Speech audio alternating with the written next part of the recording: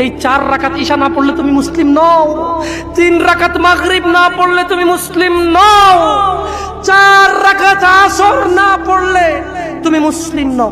দেখো আমাকে দোষ দিও না, বুখারী খোলো, সালাত অধ্যায়ে যাও, আযান অধ্যায়ে যাও।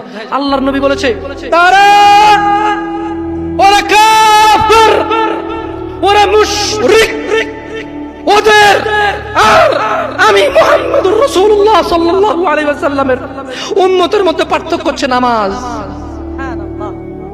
ও সাহাবা, ও উম্মত, তুমি চিনবা মুহাম্মদের উম্মতকে সাল্লাল্লাহু।